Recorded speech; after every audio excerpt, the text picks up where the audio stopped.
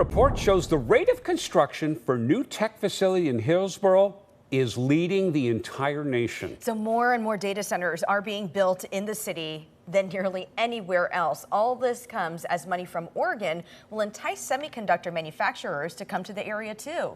Brandon Thompson live there tonight, going beyond the headlines to find out how the area plans to keep up with all this growth. Brandon?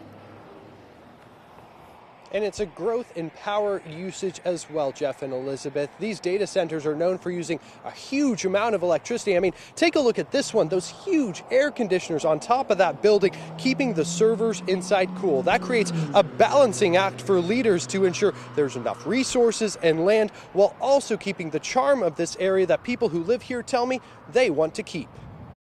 Feeling at home in Hillsboro. I just really enjoy the small town. Kathy Thorne says has always been the point, though she's enjoyed the growth the last few years. It helps build the city. There's things that people want to be able to go to and see. And there's more of it to come. The commercial real estate firm CBRE reports in the first half of 2023, Hillsboro has the third highest construction of data centers in the nation. The city has seen the highest increase of facilities since 2020. CBRE saying cheap electricity coming from renewable sources is one of the draws. I guess it's okay, but I don't want them taking over the city.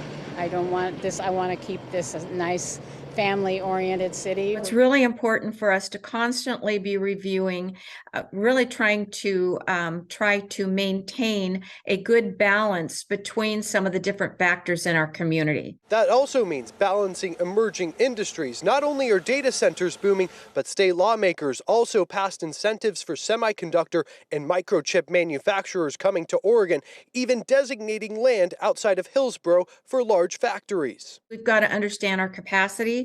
We've got to understand what the pluses and minuses are for expansion of any of our resources. The data centers, server hubs for data storage, are known for using large amounts of electricity. Keeping it cheap, McLean says, is not just for businesses, but the people like Kathy, who have always called it home. If there's going to be more development of one sector, that means there's more competition, and it means that we have to do even a better job of planning, again, short, mid, and long term.